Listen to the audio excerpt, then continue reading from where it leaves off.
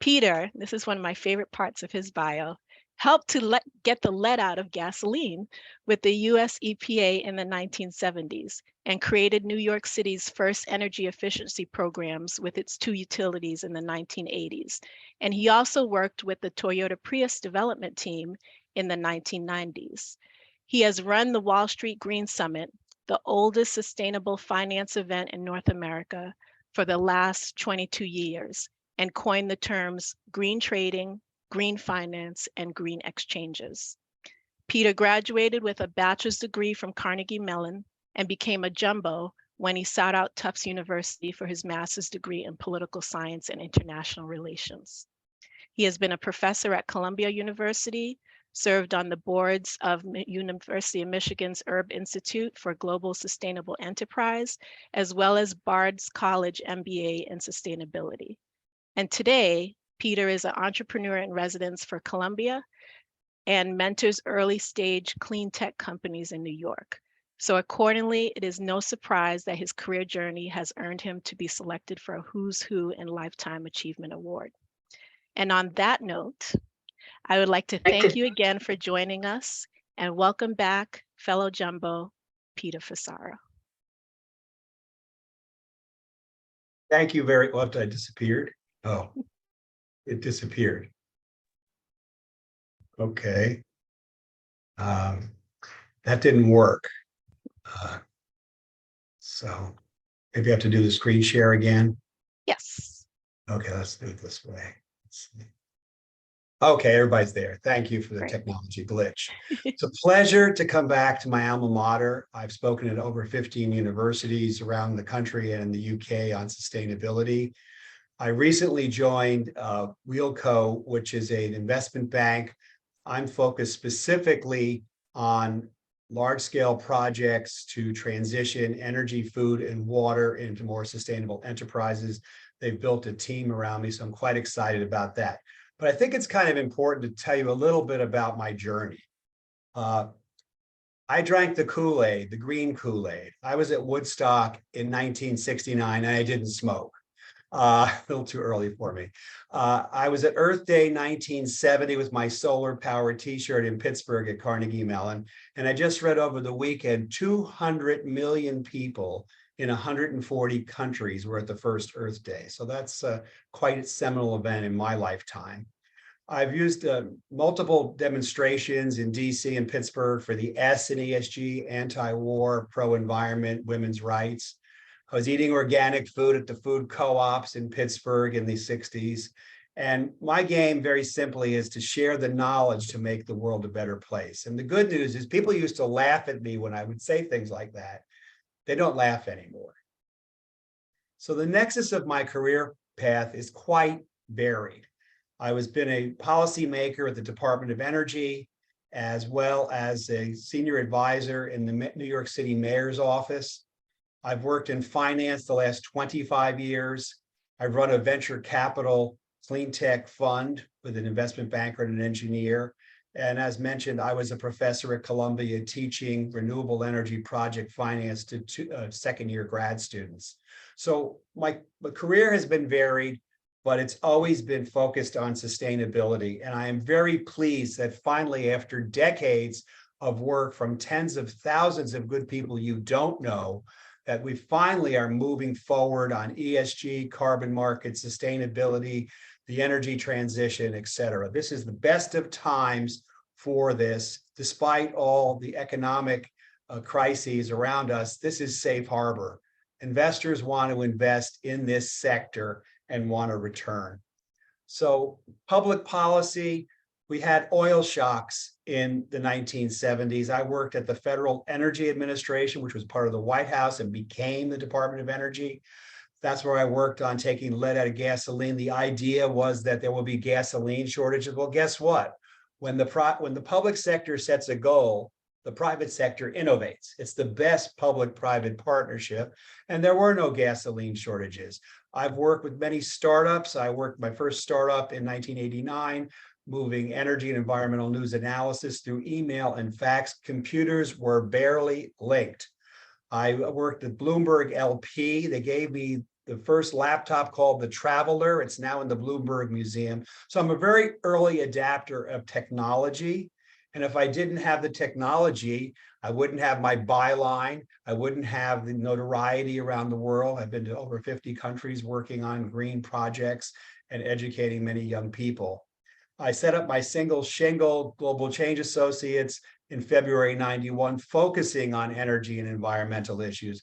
My game is the world's dirtiest industry, energy, 73% of greenhouse gases, needs to change how they do their business. And they can do this. And we've seen high oil prices last year, gas prices. They have lots of money to make this transition. When I worked on the Prius, I also worked on EVs and fuel cell vehicles, and was told by the head of advertising very simply, we're not selling sacrifice. We're changing the technology under the hood. Yesterday, I had a conversation with another group that's setting up a model like Zipcar for EVs, that you can actually rent a Tesla all in with all the bells and whistles, insurance, maintenance, et cetera. So we are starting the journey to decarbonize, the journey to accelerate capital into sustainability. And now my role has changed again as an investment banker, but I'm totally focused on climate change solutions and technology. And because the global greenhouse footprint is 38 billion metric tons, and if it wasn't for oceans and trees, it would be 52 billion metric tons, we have a lot of work ahead of us to move forward. So career highlights, I've spoken about lead phase down. I co-wrote an environmental impact statement on LNG safety and siting in California. I helped set up the Strategic Petroleum Reserve. I've set up energy efficiency programs. I basically worked what's called the downstream energy, how we use energy. Then in the private sector, because we were very successful in taking lead out of gasoline, I went to Asia in 1993 and spoke at every dirty energy conference on fuel reformulation, and ended up sort of the accidental tourist to changing laws in 4 countries. Lead no longer is put in gasoline anywhere in the world. It was used to boost octane. So I'm pretty proud of that achievement, but it was very seminal because air pollution still kills people. 9 million people died from air quality and air pollution last year. So we still need work to do. On the Prius, it was really helping them on power issues. At that time, lithium-ion batteries were just getting started by Panasonic. It took 10 years to sell 1 million Priuses. It was a long dated thing, but the point is it worked. So the focus changed to finance and the zeros. Not only did I write the New York Times bestseller, What Went Wrong at Enron, I was also on the first Enron case and was in the belly of beasts and saw the corruption, which would scare anybody. So it's sometimes bad actors in finance should be reported. I established something called the Energy Hedge Fund Center in 2004 and coined the term green hedge funds, of which at that time there were about 90, and then moved into the world of private equity for sustainable finance around 2010. So the last dozen or so years I've been working in private equity. Unpaid gigs, though, not everything you do has to be money.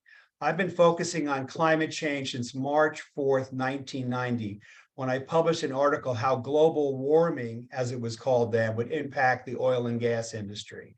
I spotlighted renewables and got the US Energy Information Administration to report on renewables at a dinner when I held the administrator up to, why aren't you reporting renewables? Sometimes you got to be a little outspoken, a little out there. I don't have a boss, so I kind of have freedom to speak my thoughts. I worked on AB 32 implementation in California. That's the climate law, the most successful climate law on the planet. People said it was going to cost the economy money. At that time, California was the 9th largest economy in the world. After the implementation of AB 32, it's the 5th largest economy in the world. We can adapt to change and being sustainable. It's not something that's only cost. There are benefits for humankind, particularly in pollution. I've mentored over 300 young professionals for the past 25 years, mostly young women. on sustainable finance and very involved with net impact at the B schools throughout the country over the last 15 years. It was mentioned, I was on the board of the Herb Institute at the University of Michigan for 8 years in Bard colleges. My game very simply is we need human capital, particularly young people, to make the transition to a sustainable economy. This is not going to happen in a vacuum. It needs brain power. It needs smart young men and women. And I'm fully committed to doing that. That's the reason for many webinars, seminars. I will mention my entire summit is up on the web for free. If you care to look at our YouTube channel, we have the last 4 summits up there, 196 videos. Very different thinking, AI and sustainability. What is ESG? What are carbon markets? What are some of the new energy storage plays? It's all up there for free. I highly encourage people just to look at them. A friend of mine was looking at one today on one of the incubators in Brooklyn. So it's a very varied event. It's just how I think about things.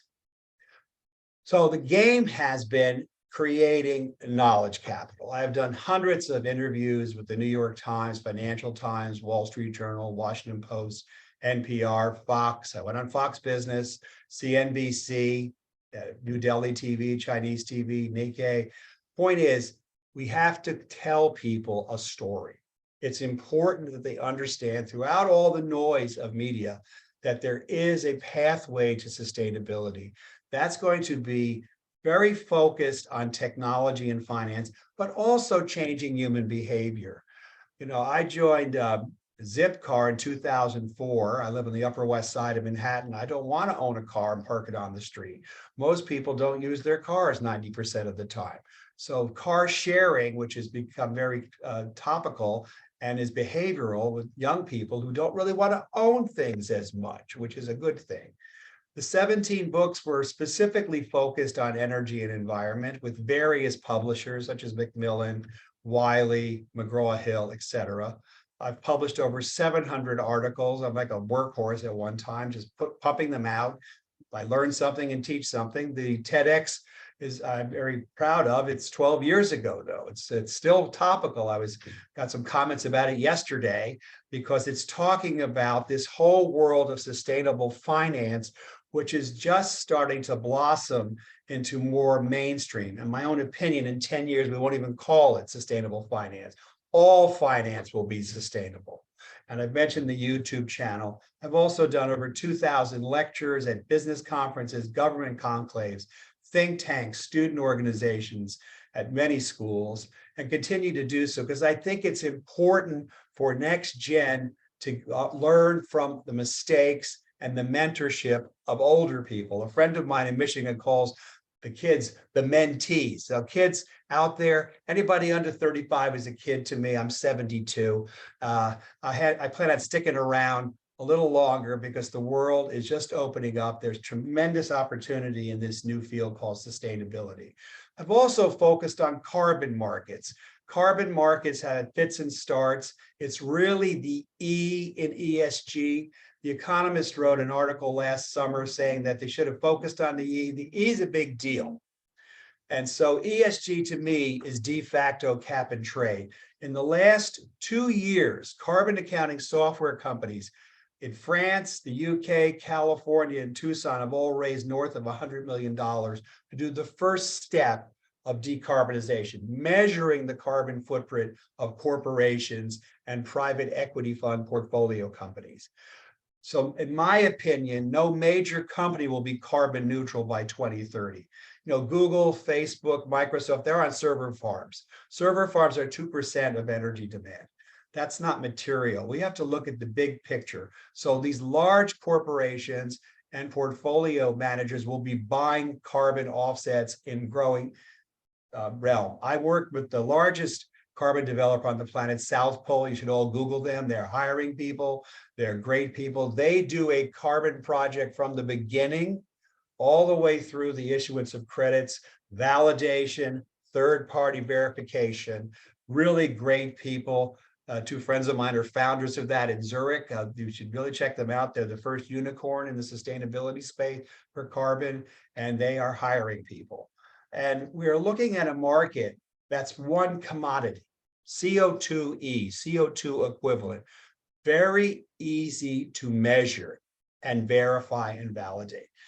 Wood Mac in Edinburgh, Scotland, sizes this market as the largest commodity market ever to be created, $22 trillion, because every fossil energy emitter needs carbon intensity to be lowered or eliminated.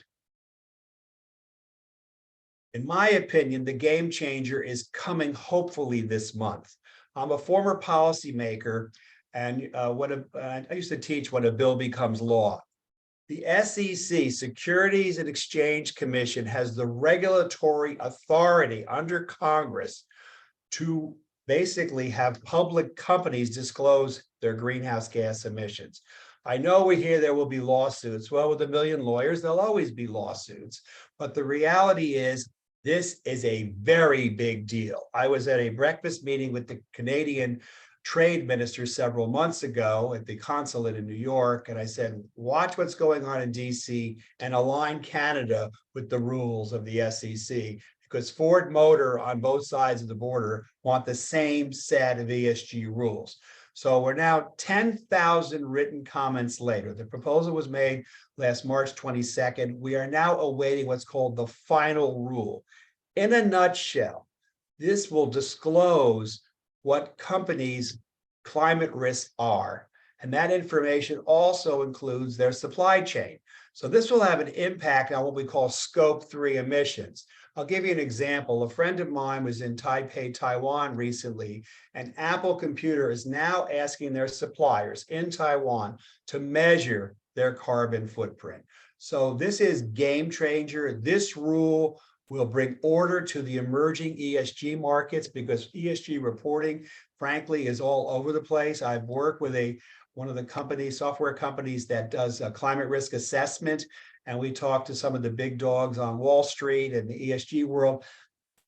It's garbage in, garbage out right now. You don't even know what's being reported, but they're making a lot of money on subscription sales. We need rationalization in the ESG market. This is an area of a lot of growth of AI technology, specifically AI and sustainability, a lot of growth on data science, and a real need for people. So these vendors, and there are many, are growing, and it's a big need for customers such as corporations and private equity funds. So this is a nice, pretty slide, kind of in a nutshell, what the path to decarbonization looks like. Scope 1 are direct emissions from a facility. Scope 2 is indirect emissions, in other words, buying electricity. For example, in coal burning states, we still burn coal in the United States to the tune of 20% of baseload capacity. It used to be 55%. So there's been a big shift to natural gas and renewables. And scope 3 is the supply chain. The supply chain is really the game changer. You're going to look at companies are going to look at who does what in their supply chain. Walmart's already doing this. They've been doing this for a number of years, but now all corporations are going to be mandated to start looking at the emissions footprint and other ESG factors. It's really the game changer we've been waiting for. As I mentioned, the SEC has the regulatory authority to do this. I know there's some Republicans in Congress that have been fighting ESG, and some pension funds in Texas and Florida are not allowed to invest in ESG. Too bad. This is going to happen. This is a big deal. And right now, we don't know the exact date of this, but the final rule is coming. So the focus on carbon markets will not just be solar and wind, which have grown robustly in the last dozen years. Solar prices have come down almost 95%. Wind prices about 75%. So they are now ready for prime time. But I'm working on geothermal projects in Europe because they're burning more coal in Europe because Russia's Gazprom has cut off supply to the West. So you don't want that outcome. Emissions credits in the EU have risen over €100. So that's one area. Ocean energy, there's a lot of science being brought into oceans. A friend of mine runs something called the Sustainable Oceans Alliance. If you're interested in the oceans, you want to take a look. She runs these events with 22, 40 countries. And waste energy. We've run out of space to truck the waste to landfills. We have to start looking at newer technologies that sort the organic waste, and that's another area. I've worked on something called nature-based solution, afforestation, reforestation, planting trees or preserving trees. Trees are the natural lungs of the planet. We need more trees, but there's a certain kind of trees you have to plant. You can't just plant what the Chinese did. They planted a billion trees, a billion with a B, the wrong kind of trees. Another area, blue carbon, the ocean systems, mangroves, algae, and salt marshes. So we're looking at all kinds of diversity to attack this problem. And I worked with Stanford University on biodiversity credits, protecting species, specifically this time in South Africa. And I just said, don't make them standalone, put them blend them into the carbon credits. They'll have a higher financial valuation. We've lost up to 90% of species in certain areas of the world. Here's the problem. It's called natural capital. If we don't put a price on trees, plants, animals, and water, then we consume that as a free resource. Water globally today is priced at a penny a barrel. There are 42 gallons in a barrel. So we're underpricing our natural resources.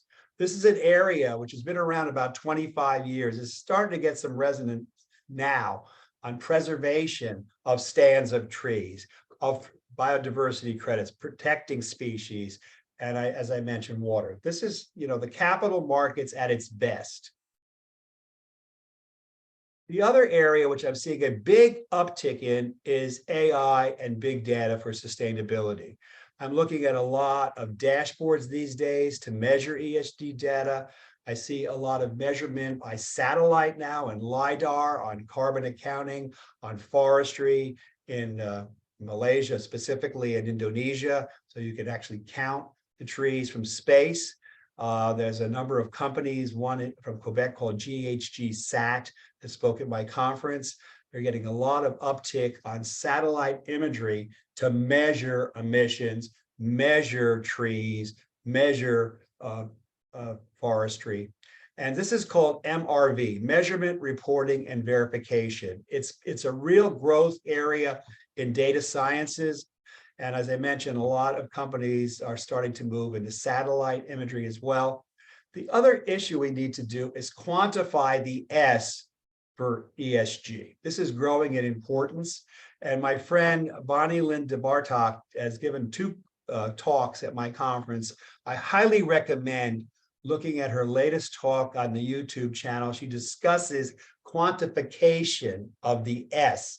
She's one of the leading practitioners on the planet on the S. She calls her company the S factor, actually, on the S in ESG. It's quite important. Governance to me is more of an accounting and transparency issue. That's also in the cards with the SEC. There'll be a lot more sustainable reporting. Otherwise, there'll be penalties. Nobody wants to talk about the penalties, but there'll be penalties. I also focus on hydrogen. Hydrogen is the most abundant element in the universe, and there are no emissions. So the problem with hydrogen has been it's too expensive, there's no infrastructure. So many years ago, when I was working on the Prius, I also drove the Toyota EVs and fuel cell vehicles. And at that time, the fuel cell vehicle cost $1 million.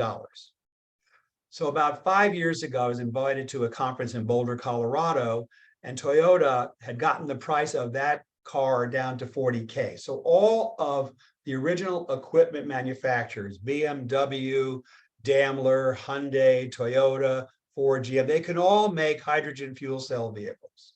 I drove one of these around the New York City Javits Convention Center several years ago, and it makes emissions of water vapor. I've actually been on the ground and checked the tailpipe.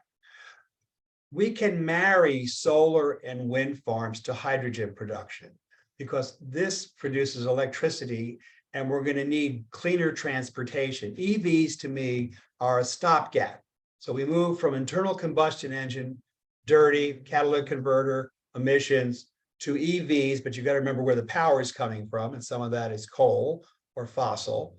And then we move on to hydrogen. Problem again, very expensive. That doesn't mean much to you, but it's like 10 to $12 a kilogram. That's very high. It's got to get down to about 1 to 2. And there's barely any infrastructure for hydrogen refueling stations. There's one in New York City. There are half a dozen in LA. We need to build out infrastructure, and the refueling is done in 3 to 5 minutes. I rented a Tesla recently and went to the mountains with my wife and dog. And I was warned that if it got cold, it would lose some of its charge. It lost 15% of its charge overnight. And it took me 8 hours to charge the Tesla.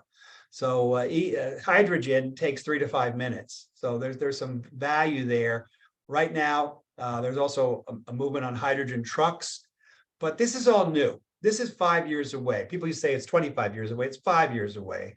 And we're starting to see better news now with large-scale green hydrogen plants being built throughout the world, as well as small-scale, what we call distributed hydrogen. As I said, abundant element, lighter than air. It's not the Hindenburg, folks. It doesn't catch on fire. It's not volatile. That's where we need to go. And there's something called the Hydrogen Council in Brussels. When I was invited to their first meeting about 5, 6 years ago, there were maybe 50 members. Now there are 150 members. So there's a lot of movement on hydrogen because people realize if we're starting to make a dent on greenhouse gas emissions in a big way, we need more renewables and we need hydrogen. The message is also important. The message on human health and welfare is actually the mission statement of the EPA, but people have forgotten that. And I've been talking to a lot of people about re-messaging that the environmental issues are about health. You know, that it's important to get buy-in from different actors in the political field. I have worked with the military. I have worked with evangelical Christians. I have worked with a lot of different folks who share a common vision. The vision, very simply, is generativity, leave the world a better place. And I think we need to reframe the environmental issue as a human health issue, particularly air quality emissions, which I'm very involved in. However, we're also seeing the deleterious effects of water pollution in many cities in the US, which is very unfortunate. The other piece, I will never have a discussion with anybody anymore that doesn't think climate change is real and material. I spoke at the Princeton Club a few years ago, 3, 4 years ago, and this gentleman gets up and starts up being a climate denier. I'm not going to have that discussion. The reality is most scientists in the world agree something is happening to the climate. There have been 14,000 research papers. I'm not making up that number, and more coming. I was going to write a book called We Are the Endangered Species, but the publisher rejected it, but I thought it was a good title. COVID-19 is not a one-off. I worked with Harvard Med 20 years ago on the correlation of infectious disease and climate change. And I worked with Columbia University, Swiss Re, and Harvard. Nobody wants to hear this. It's unfortunate, but part of the changing climate brings back infectious diseases. Diseases that were eradicated, like the hantavirus and diphtheria, started resurfacing in the 90s. We were kind of lucky on SARS and MRSA that they didn't spread as rapidly as COVID did. It's not a one-off. Climate change, and this is epidemiology, this is science, collect data, is correlated to infectious disease. So what we got to do is kind of go big or go home. We've got to scale and commercialize technologies now. So my focus is on finance and technology, superior technologies, get them out into the market, get them out there faster. The investors are manifold. There are strategic investors, large corporations in the energy patch. There are family offices, rich families, high net worth individuals that have made a lot of money and want to give back.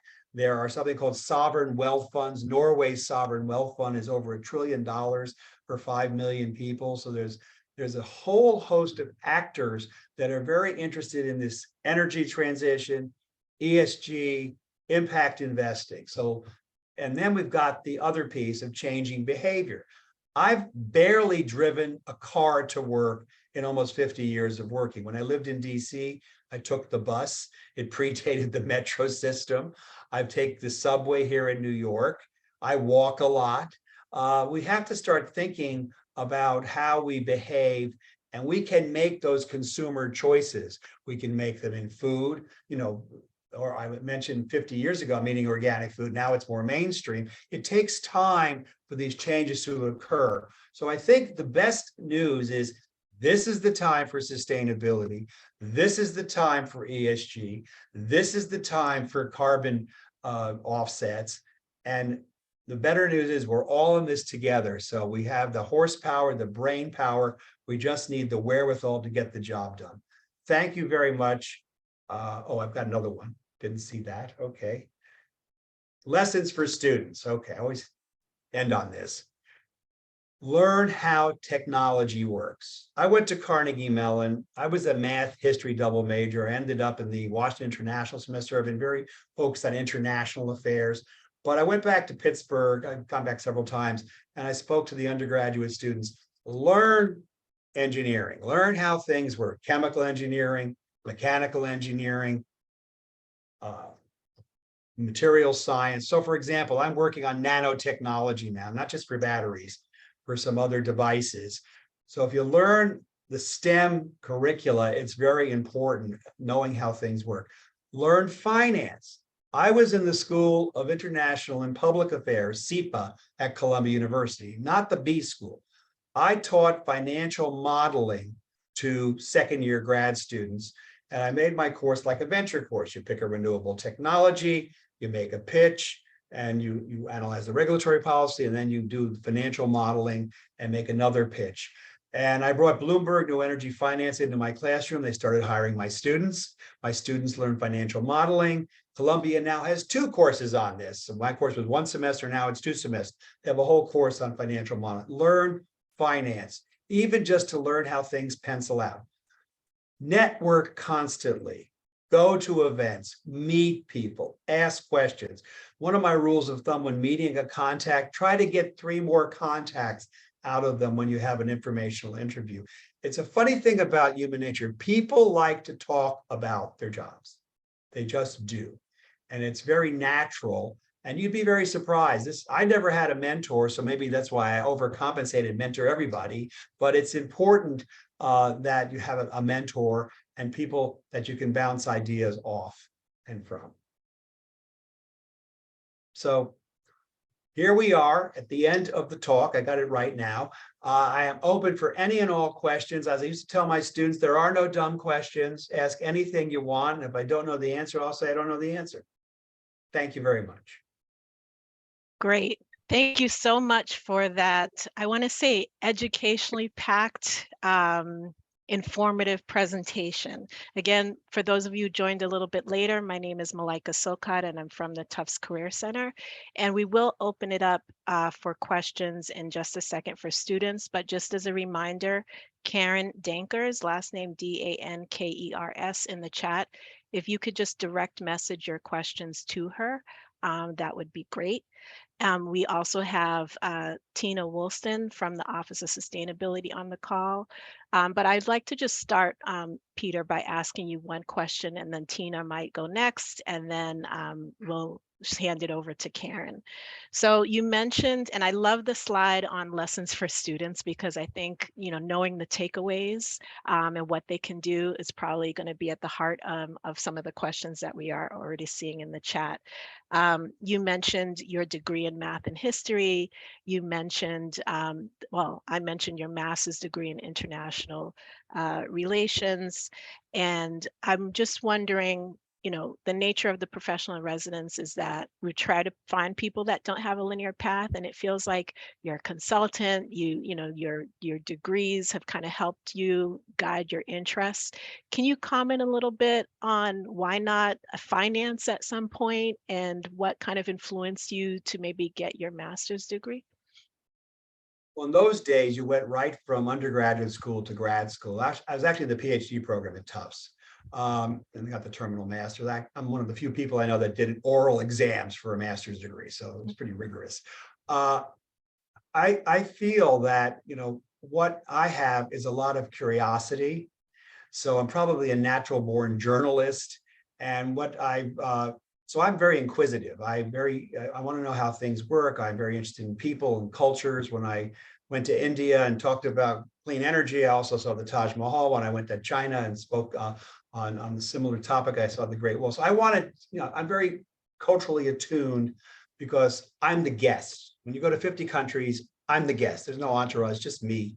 I get invited to share knowledge. But what I've learned is, because it's kind of like people can't see what I see. It's very odd. A friend of mine calls me before early.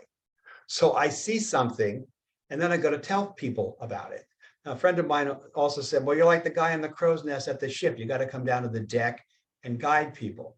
I think it's important because there's so much noise that people have some guidance, mentorship, whatever you want to call it, direction.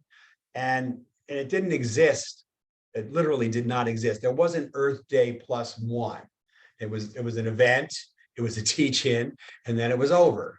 And it's just that I had the DNA to, and happenstance through my career to end up in all these areas and realizing that the energy industry was the actor making the most damage to the planet. And therefore, that was where I focused on the change. It's always been about change. Great, thank you. Do you mind stop sharing your screen so that people can see Sure, it a sorry. little bit more? Great. Okay, thank you for that response. So next I'm going to have Tina. Do you want to just quickly introduce yourself and your question for Peter? Sure, thanks. I'm Tina Wilson. I'm the Sustainability Program Director here. Thank you for speaking with us. I got a terminal master's too, so I feel you. So I teach a class called Sustainability in Action. I have a couple of my students on this class where we think about how you can incorporate sustainability into whatever career you have. And I was curious about your note that people should learn how technology works.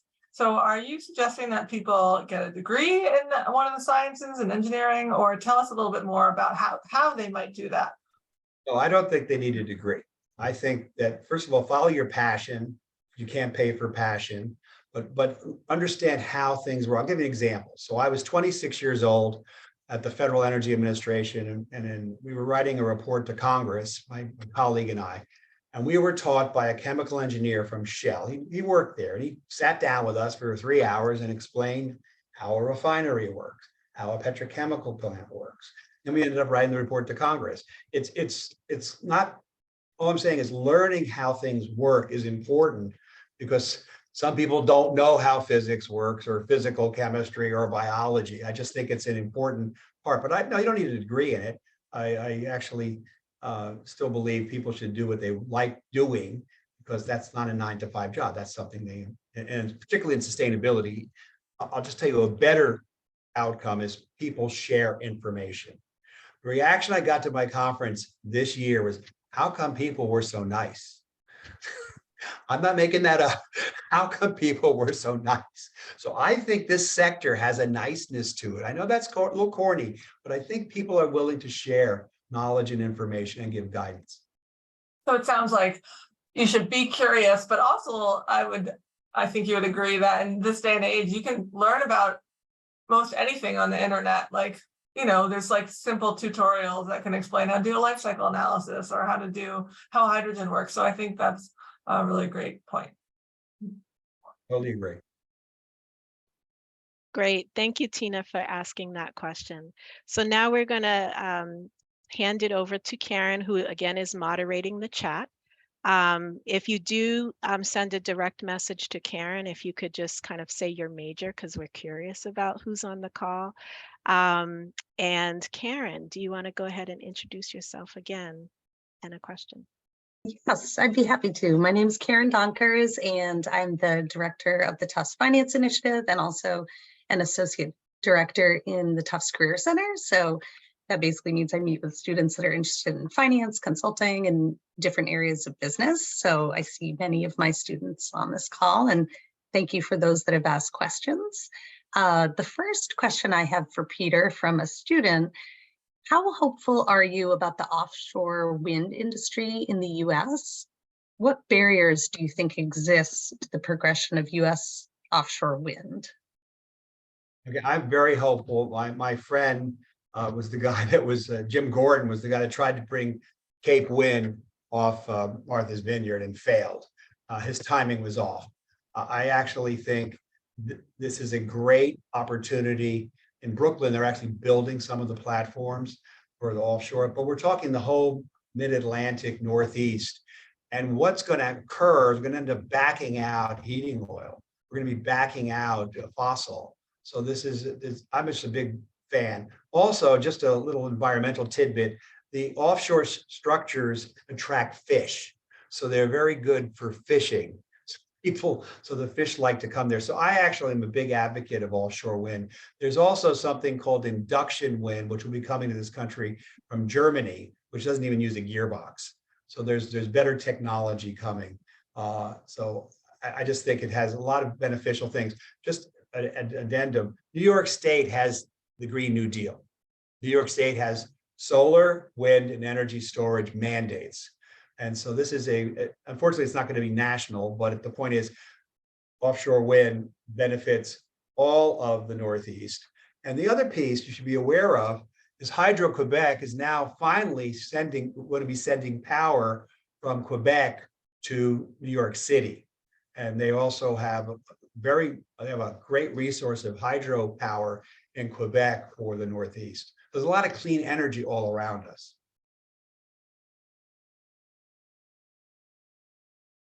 Great, thank you. I have a couple questions from students of different backgrounds. A few of them are econ and environmental studies, but they're interested in breaking into sustainable finance and wondered what advice you might have. Well, this is a field that doesn't really have like a pedigree. So they used to have at the banks programs for associates. They don't really have that anymore. So the banks are probably a little harder to get into, although I do have a mentee that's at Bank Paribas, and she managed to get in the bank and then pivot into sustainability. She's quite happy what she's doing. There's also fund managers that need analytical services, support. This whole ESG area is very confusing to many, and we don't really have the tools yet that are, our standardization for the market, which we all need. So there's opportunity across the board, but so I would say fund managers, some banks, and she did not have a finance degree, by the way. She had a degree in anthropology from Columbia. So some of this is open-ended in that, as I mentioned before, Columbia just has a climate college now, but it's really interdisciplinary. Stanford and Oxford now. We're a little bit remiss in our curricula development. I'm glad Tufts has a number of programs going, but most of the universities don't. And so there's an opportunity to almost create your own curricula on the job, just getting in there. And one thing I note is people love enthusiasm. If someone is very excited about something and interested in something, that's half the battle getting in. Like I said, she didn't have a finance degree. She's doing sustainable finance at Bank Paribas. It happens. Great, and I loved your advice about networking and always getting 3 additional contacts. I know that helps as well. I've gotten a few questions about best practices of incorporating DEI, diversity, equity, and inclusion into the ESG movement. What have you noticed in that area, and what do you think are some best practices? That's really not my expertise. Okay, so I defer to my friend Bonnie Lynn Batak. You can see her details are up on the web, but that's not where I focus. Thank you. Do you have any advice for those who are interested in investing sustainably? Well, you've got to have a high risk tolerance. Some of these things go sideways or go to zero. There's not a lot of capacity yet for retail investors. Something called ETFs, exchange traded funds. They're highly volatile. You could look at Cranes, Krane. They have a number of funds, including carbon. Some of the, I'm sorry, I didn't turn the phone on. Some of the clean tech funds were highly volatile before. And because you're investing in public companies, there's a lot of volatility in public companies. You look at Tesla, it's been highly volatile, although highly successful.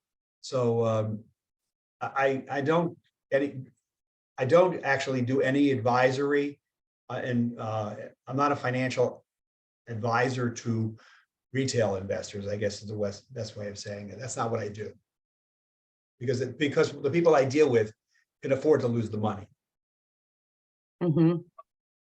Got that. Let's see, what are some solutions to reduce a company's scope 3 emissions? Well, the first thing is to get very rigorous on what the supply chain looks like in terms of those companies supplying the products and services they need. So that's the first thing. That's not done by most companies still. We had an analyst that's called Clarity AI, another one speaker that came to the conference. They're just starting to get their arms around this area, but the reality is we're not seeing a measurement of scope 3 as for emissions alone, and then the S and the G as well. So right now, this is kind of virgin territory. We're just starting to get involved, and I think the SEC is going to catalyze this into mandation. You know, sometimes you have the early reporters, the early actors, they will do the right thing. I'm not told to do that. Most folks aren't that way. Most companies still think this is a cost rather than a benefit, which they're wrong. But for going all the way to scope 3, that's where the rubber meets the road. There's going to be a lot of work on scope 3 emissions, particularly. Thank you. We have a question from a senior interested in the environmental sector and is trying to figure out how to balance community-based sustainability work versus larger institutional work. And she wondered how you might advise on how to balance those two. That's a good question. I'll take a shot. There is the NGO world that does a lot of good work in the communities. I have worked on with nonprofits, by the way, and I don't charge them. I just work with them on a couple of projects. We gave 25,000 families in India. We replaced kerosene wicker lamps in their huts with LED lamps, a battery, and solar collector. We did that for 25,000 families, which was small considering the need was 300 million people. So we touched a little bit. In the community, there's probably, it depends on, if you want to get involved in recycling, which is sometimes has a bad name, sometimes a good name, or community solar has really gotten a lot of legs in the last couple of years. So there's a lot of activity in Massachusetts on this, as well as Colorado. I tend to work more above the community. I work internationally. It's a little different. It's hard for me to say. I live in New York City. I've worked with the Bloomberg administration on green mapping and things like that, all pro bono. I do a lot of things because they interest me and I can give guidance. But I would just, I'm not saying scatter around in the community, see what you can do, but there are some activities there. There are some LinkedIn groups that are local also on sustainability. Here in New York, there's one called, there's a New York group, sustainability group. So there's groups like that on LinkedIn. I also highly recommend taking a look at those local groups. Thank you, that's very helpful. I have a question from a junior who's an international relations and econ major who is wondering, what are your thoughts on what might be seen as anti-ESG legislation being introduced in various US states? Do you see that as a threat to progress? No, I think they're shooting themselves in the foot. I'm sad to say, I'm a political scientist by training. It's a tale of two countries. It is red and blue. I live in the Northeast. I work in California. I work in a lot of blue states. Maybe there's a few purple ones like Colorado. This is just silly. Targeting something that's just getting started for whatever reason, because it's woke or whatever nonsense the Republican Party spews forth. I have never, look, my father was a liberal Republican. They don't exist anymore. They're gone. So I don't want to get too political, but this is just stupid because the return model for impact and ESG is going to be above market returns. This is not impact philanthropy. A lot of folks, I give to the Red Cross if there's a disaster, everybody does, or the World Kitchen. You do things like that. But this is a return on investment. And I just think these folks don't understand finance, are reacting to stupidity of the MAGA right. And I'll get off my soapbox. Like I said, I'm not a climate denier. A question from a student with a science background. How do you see biologists or environmental scientists cooperating with stakeholders to make the best use of money raised to offset carbon? No, it's too siloed. I wish they would. There has been some collaboration from some of the labs, but it would be more helpful. I'll give you an analog. So with COVID, I was very involved trying to help out. And what the scientific community was doing, they were sharing their knowledge around the world. It would be much better, like I mentioned, the biodiversity credits, if it wasn't just Stanford and Jasper Ridge, which is their place behind Stanford, they have a big park. They had worked together with others. I think that's coming. And that specifically was on biodiversity credits. It wasn't marine biology or anything like that. But there's a real need. Here's the problem. Everything is so siloed, even with the internet, and there's no, what I call an encyclopedia. I mean, Wikipedia is good enough, but it's not an encyclopedia. And the other thing that's missing is there's no fact checking anymore. It's gone. So there's a lot of garbage out there, unfortunately.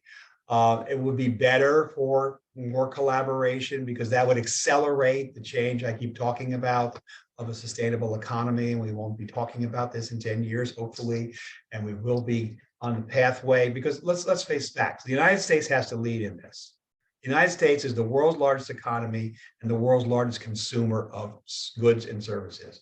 We consume a lot more than any other country, and we don't even notice that. And that's a problem because we need 5 planet Earths if everybody did that. And I've been in developing countries and they can't afford to do that. However, we should be in a more leadership role. And I call it show and tell from second grade. We can demonstrate this. I was on the board of a waste to energy plan. I said, I'd like you to demonstrate to the community how this all works. Because I think it's important to educate people, even just a little thing, a couple of hours at night after work. I know people are busy. This is not on the top of mind for most people. I know climate has risen, environment has risen, but it's not number one. For me, it's number one, but it's not for everybody. But I think there's a bit of an educational disconnect that could perhaps be filled with, webinars, seminars, community action, all those kind of good things. I won't go into the SDGs because I have the button on, but that'll get us going in another direction. One more question. This is from an econ and environmental science student who is interested in getting into the field of climate technology and green energy startups and wondered if you had any particular advice in that area. Yeah, go visit Greentown Labs in Somerville. They have 100 companies in there, amazing people. I can certainly make an introduction. We have a smaller incubator here in New York City called the Urban Future Lab, but Greentown Labs is the biggest in the country, and they've also branched out into Houston. Really good people there, supported by corporations, law firms. They're all startups. And they may need some help. I would definitely get over there. I can't remember the name of the road. It's very close to Tufts. Thank you. That's great advice. Malika, do you have a couple questions? I was just looking up their website just to put them in the chat. They've moved since before the pandemic. I know that when I went there, they gave us a tour and there was a lot. It's basically an incubator of different startups, but they moved and I'm not quite sure their address, but I put their link in the chat if anybody wants to look into that and other organizations related to that. So my question probably was already asked by the last student, which was, you noted, having worked with startups, and I know that some students on the call millennials or seniors. Some students are looking for internships. One student, I think, mentioned an interest in working with more smaller organizations than large. What would you advise somebody that, I guess, wants to intern and learn about this massive area called ESG or sustainability? Are there any roles or internship programs that you know exist with certain companies that you've worked with? I know that's a loaded question. I don't know. I tried doing a little Googling before. I did find that Wharton had a bunch of ESG certificates that they're peddling. I've spoken at Wharton, so that's the University of Pennsylvania. I don't know. Yep. Like I said, a lot of the knowledge is siloed, unfortunately. There's no clearinghouse for this. Right. I think that's going to change. As I mentioned with the other universities, I think there's going to be a little more sharing going on as we go forward, because this is a very heavy lift, as my dad would say. It's not easy. And this is not necessarily a question. This is just more of a comment because your talk today has educated us about like policy and government and the importance of staying informed, not only within your academic interests, but externally and what's going on in the news. So I liked the fact that you were mentioning, you know, about watching the political decisions regarding Scope 3 emissions, particularly in certain states. And you also, I think, at one point mentioned, you know, some of the positions that people might go into. I know that there was a question about, if I'm interested in finance, how do I get into impact investing or environmental finance? You also mentioned roles in data science. And I know personally that I've seen job titles for seniors as ESG analysts, but as you mentioned, sometimes companies haven't gone that far yet. So I'm really grateful that you mentioned that there's hope. I, as a career counselor, I am always learning about the fields because it's very huge in terms of where there are opportunities for students. So I would just encourage everyone on the call to just like Peter has, you know, learned things along the way and exposed himself to different opportunities, to don't just look for one way to impact the environment or finance or technology, to really think outside the box when you're looking for internships and search terms. You mentioned working with an NGO at some point. Can you comment a little bit more on what that work involved, or some organizations that you would classify as an NGO? This was a couple of Sikhs, and they were giving 10% of their money to charity. What they were funding were cataract operations. And being engineers out of IIT in Delhi, they couldn't figure out what was going on in the community. And then they learned that these lamps, people don't think about this. It's true in Africa too. People have lamps in their hut and they burn kerosene. It's very deleterious to your respiratory system, but also your eyes. So we switched that out. I've also been involved with some things in Uganda. Same idea, bringing in cleaner lanterns. I mean, the difference in the developing world, you can make great impacts. It doesn't cost that much money. These kits in India cost $45 to $65 a kit. It was hardly anything, and we were giving them away. But even there was a microfinance play. I tried to turn it into a carbon play, because then it would be self-perpetuating. But there's about 1.3 billion people on the planet that aren't connected to the grid. They're not getting electricity. They're not getting it. They live in villages. They're off grid. I was working recently in Kenya, trying to bring Wi-Fi 5G into Kenya. That's another project. In a year and a half, we're still not there yet. We have a team on the ground in Nairobi. But basically, landlines are expensive. 2% of Kenya is Wi-Fi. So we want to bring that out. We have Ericsson from Sweden involved. So a lot of the things I do, I just do them because they fall in my lap. Somebody asked me to help out, and why not? The reason that's important in Kenya, and there was a whole sub-Saharan African strategy, is if people got connected, they'd also have e-learning and other benefits at a much lower cost. They couldn't afford the landlines. So there are other opportunities. that emanate from this. Great. So we are scheduled to run, I wasn't sure how many questions people will have. We are scheduled until 1:15, but I know people are taking classes and their class schedules. So I just wanted to thank Peter again for joining us today. I think we're still willing to stay on the call until 1:15 if people still have questions, but I'd like to thank everyone for coming today. In the chat, if you want to follow up with the Career Center and talk to a career advisor, I encourage you to go to our website, careers.tufts.edu. I am putting my information in the chat, and then I will also put Karen's information if you're interested in consulting or finance or entrepreneurship. You can reach out to her.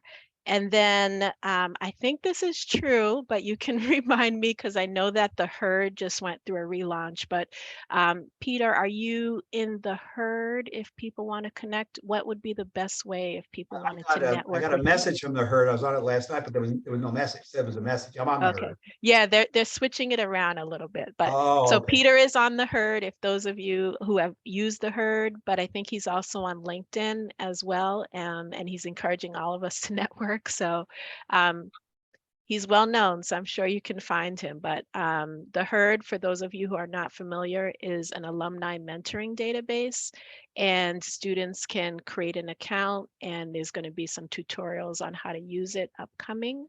And Peter Fusaro is an alumni mentor, is what we also call an alumni volunteer, who can help guide you with questions about the field and sustainability. So any more quick questions, Karen, that came up in the chat? Otherwise, I'm going to end. You're on mute, sorry. I will unmute. I do have one more that just came through. A student asked, have you noticed a change in discourse across higher level sustainable finance toward environmental justice? Hard to answer. I think it's part and parcel of a lot of this. So it's not where I work. I tend to work focused on the polluters and get them to change their ways. I can't do everything. I was involved with the God Box up at Riverside Church, which was very focused on environmental justice. This climate change is a very big environmental justice issue, as we all know. And so maybe you should look at the Interfaith Center for Corporate Responsibility at the God Box. It's in Riverside, in New York. Thank you. Great.